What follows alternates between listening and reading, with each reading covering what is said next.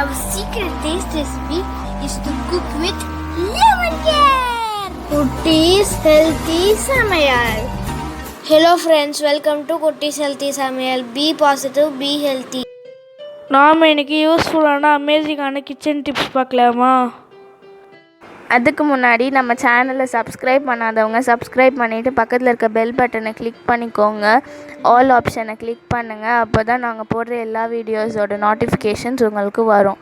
இது வரைக்கும் சப்ஸ்கிரைப் பண்ண எல்லாருக்கும் தேங்க்யூ ஸோ மச். நாம் இன்றைக்கி ரொம்ப யூஸ்ஃபுல்லான ஒரு சில கிச்சன் டிப்ஸ் பார்க்க போகிறோம். முக்கியமாக இந்த கிச்சன் டிப்ஸ்லேருந்து நமக்கு என்னென்ன ஹெல்த் பெனிஃபிட்ஸ் இருக்குதுன்னு ஒரு சில டிப்ஸும் நாம் இதில் பார்த்துக்கலாம்.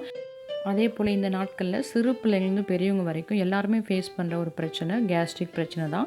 சாப்பிட்ட பிறகு சாப்பிட்றதுக்கு முன்னாடி வயிறில் சவுண்டு வர்றது, அதே போல் வாயு பிடிப்பினால் அவங்களுக்கு ஷோல்டர் பெயின், முதுகு வலி, வயிறு வலி, மூட்டு வலி, இது போல் நிறைய பிரச்சனை நம்ம ஃபேஸ் பண்ணுறோம். இதுக்கு நம்ம வீட்லேயே எப்படி மேக்ஸிமம் இதை அவாய்ட் பண்ணலாம், நேச்சுரலான ஒரு மருந்து தான். இதை நான் உங்களோட ஷேர் பண்ணியிருக்கேன். இதை நாங்கள் யூஸ் பண்ணிட்டு தான் உங்களோட ஷேர் பண்ணுறோம். கண்டிப்பாக வீடியோ ஸ்கிப் பண்ணாமல் பாருங்கள். என்னை ஒவ்வொருத்தரும் நான் ஒரு டிப்ஸ் சொல்லியிருப்பேன். அது கண்டிப்பாக உங்களுக்கு யூஸ்ஃபுல்லாக இருக்கும். நம்ம பார்க்க போகிற முதல் டிப்பில் மாவு பிசைறதோடு நமக்கு என்ன ஹெல்த் பெனிஃபிட்ஸ் இருக்குது தான் பார்க்க போகிறோம். இது போல் கோதுமை மாவு நம்ம பிசையும் போது இந்த பகுதியை வந்து ஹீல்னு சொல்லுவோம்.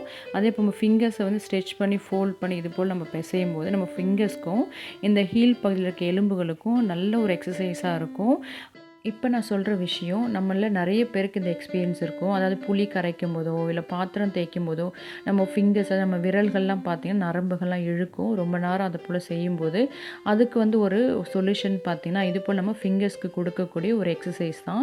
அதாவது இது போல் மாவு பிசையும் போதெல்லாம் நீங்கள் ஃபிங்கர்ஸ் ஸ்ட்ரெச் பண்ணி ஃபோல்ட் பண்ணி செய்யும்போது அந்த ஃபிங்கர்ஸில் இருக்க நரம்புகள்லாம் நமக்கு ஸ்ட்ராங் ஆகும். ஸோ இது போல் மாவு பிசைறது நம்ம கைகளுக்கு நல்ல ஒரு எக்ஸசைஸ். அதே போல் நம்ம கைகள்லேருந்து வெளிப்படுற இந்த வெப்பத்தினால கோதுமை மாவோட எலாஸ்டிக் தன்மை அதிகமாகி நம்ம செய்கிற ஃபுட்டும் பார்த்திங்கன்னா கரெக்டான டெக்ஸ்சர் கிடைக்கும்.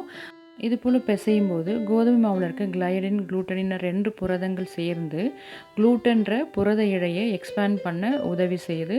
அதே போல் அதோட மூலக்கூறுகளோட பாண்டேஜும் நமக்கு இம்ப்ரூவ் ஆகுது.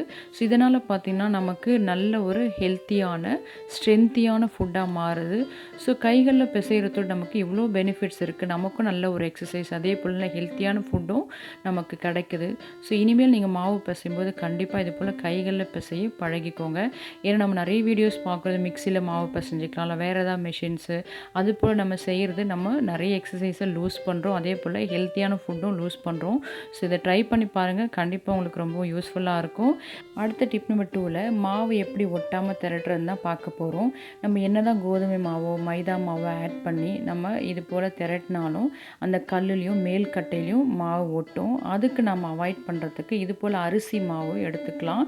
அரிசி மாவு ஜஸ்ட் நீங்கள் கொஞ்சமாக அந்த தேய்க்கிற கட்டையில் அப்ளை பண்ணிவிட்டு அப்புறமா நீங்கள் வச்சு தேய்ச்சி எடுக்கும்போது பார்த்திங்கன்னா எவ்வளோ தின்னாக கூட நீங்கள் சப்பாத்தி செஞ்சுக்கலாம். மாவு ஒட்டவே ஒட்டாது.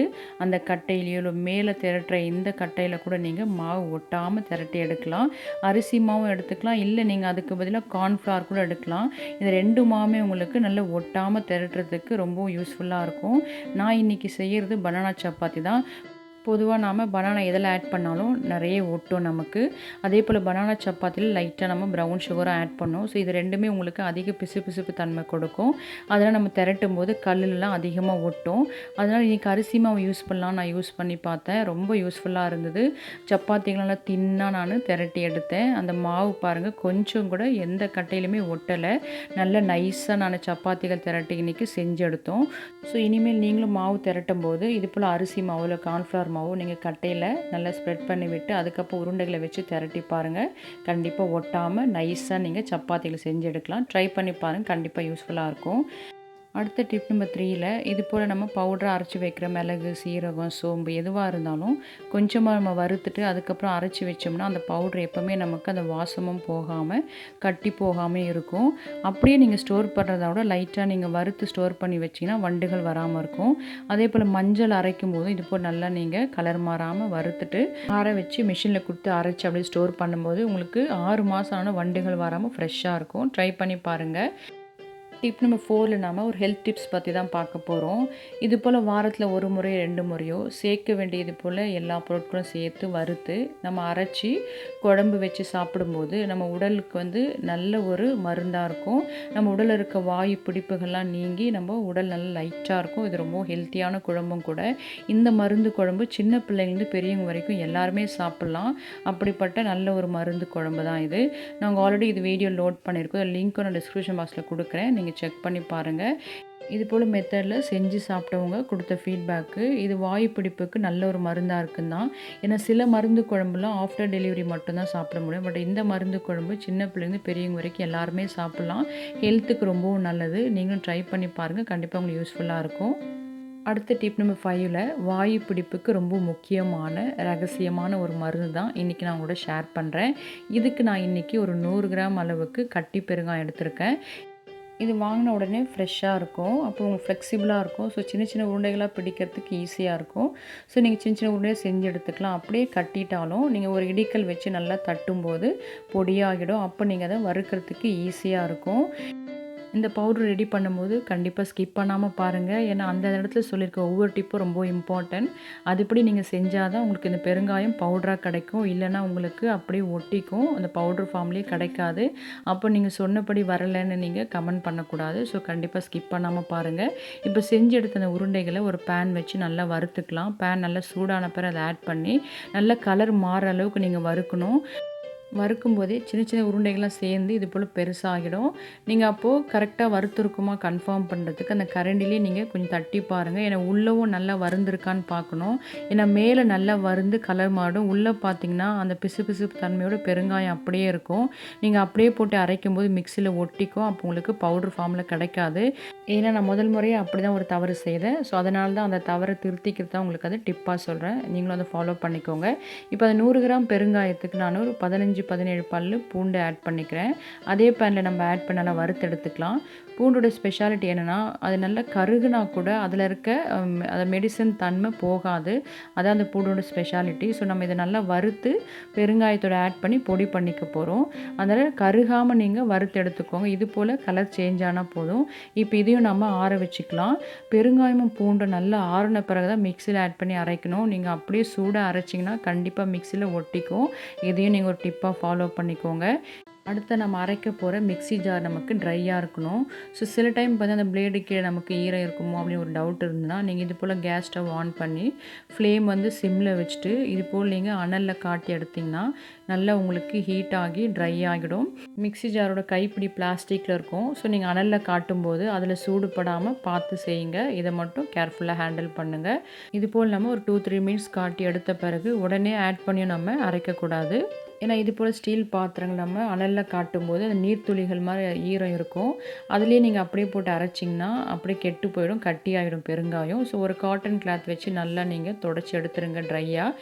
இப்போ நம்மளோட மிக்ஸி ஜார் ரெடி ஆகிடுச்சு. இப்போ நாம் வறுத்து எடுத்து வச்சுருக்க பெருங்காயமும் பூண்டையும் சேர்த்து நம்ம அரைச்சி எடுத்துக்கலாம். அரைக்கிறதுக்கு முன்னாடி பெருங்காயம் ஆறின பிறகு தொட்டு பாருங்கள். அப்போயே உங்களுக்கு கரெக்டாக தெரியும், நல்லா ட்ரையாக இருக்கும். அதுக்கப்புறம் நீங்கள் மிக்சியில் ஆட் பண்ணி அதோடு நம்ம வறுத்து எடுத்து வச்சுருக்க பூண்டையும் ஆட் பண்ணி ரெண்டுத்தையும் சேர்த்து அரைச்சிக்கலாம். ஃபர்ஸ்ட் அரைச்சி எடுத்த பிறகு இது போல் கட்டி கட்டியாக இருக்கும். ஐயோ பவுடர் ஃபார்ம்லேயே கிடைக்கலையேன்னு பயந்துடாதீங்க. இதை நீங்கள் இன்னொரு முறை அரைக்கும் போது கரெக்டாக பவுடர் ஃபார்மில் கிடச்சிரும். இல்லை இப்படியே கூட நீங்கள் சின்ன சின்ன உருண்டைகளாக பிடிச்சி வச்சு அப்படியும் நீங்கள் யூஸ் பண்ணிக்கலாம். இல்லை எங்களுக்கு பவுடர் ஃபார்மில் வேணும்னிங்கன்னா ஒரு ஸ்பூன் வச்சு நல்லா கலந்து விட்டு திரும்பவும் நீங்கள் பல்ஸ் மோடில் நல்லா ஒரு 3-4 மினிட்ஸ் நீங்கள் நல்லா மிக்சியை ஓட விட்டு எடுத்திங்கன்னா பாருங்கள் நல்லா பவுடராக கிடச்சிரும். அவ்வளோதான். இப்போ நாம் இதை ஒரு பாட்டில்லையோ இல்லை ஏர்டைட் கண்டெய்னர்லையோ நீங்கள் ஸ்டோர் பண்ணி யூஸ் பண்ணிக்கலாம். சூப்பராக கிடச்சிச்சு பாருங்கள் பவுடர் ஃபார்மில். இதை குழம்புகளில் யூஸ் பண்ணிக்கலாம், இல்லை கஷாயம் போடும்போது யூஸ் பண்ணிக்கலாம். எப்போவுமே நம்ம குழம்புகளுக்கு தூள் பெருங்காயம் வாங்கி தான் யூஸ் பண்ணுவோம். ஆனால் அது ஓப்பன் பண்ண கொஞ்சம் நாட்கள்லேயே அதில் ஃப்ளேவரே இருக்காது. அதே சமயம் அதோட தன்மை எந்தளவுக்கு எஃபெக்டிவாக இருக்குதுன்னு தெரியாது. ஆனால் இது போல் நீங்கள் கட்டி பெருங்காயம் வாங்கி அதோட பூண்டு வச்சு அரைச்சி பவுடராக நீங்கள் எடுத்து வச்சிட்டிங்கன்னா இது குழம்புகளில் யூஸ் பண்ணும்போது கஷாயத்தில் யூஸ் பண்ணும்போது நல்லா எஃபெக்டிவாக இருக்கும்.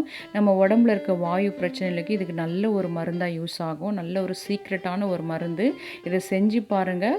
இதை சாப்பிடும்போதே உங்களுக்கு தெரியும், உடம்புல இருக்க வாயுலாம் நல்லா பிரியறதை உங்களால் ரியலைஸ் பண்ண முடியும். உடம்பு உங்களுக்கு நல்லா லைட்டாக இருக்கும். இது ஒவ்வொரு முறை நீங்கள் யூஸ் பண்ணும்போது எடுக்கும்போது பார்த்தீங்கன்னா மேலே உங்களுக்கு கட்டின போல் இருக்கும். ஆனால் ஸ்பூன் வச்சு எடுக்கும்போது உங்களுக்கு பவுடராக கிடச்சிரும். இது கட்டி ஆகிடுமோன்னு நீங்கள் பயந்துக்க வேணாம். இது போல் பாட்டில்லையோ இல்லை ஏர்டைட் கண்டெய்னரையோ நீங்கள் ஸ்டோர் பண்ணி வைக்கும்போது தேவையானப்போ எடுத்து யூஸ் பண்ணிக்கலாம். வாயு பிரச்சனைக்கு நல்ல ஒரு மருந்து. நீங்களும் ட்ரை பண்ணி பாருங்கள். ஸோ இதில் ஷேர் பண்ணியிருக்க எல்லா டிப்ஸுமே ஹெல்த் சம்மந்தப்பட்டது தான். ஸோ நீங்களும் ட்ரை பண்ணிட்டு உங்கள் எக்ஸ்பீரியன்ஸ் எங்களுக்கு கமெண்ட் பண்ணுங்கள், லைக் பண்ணுங்கள், ஃப்ரெண்ட்ஸ் அண்ட் ஃபேமிலிக்கு ஷேர் பண்ணுங்கன்னு தொடர்ந்து சப்போர்ட் பண்ணுங்கள். தேங்க்யூ.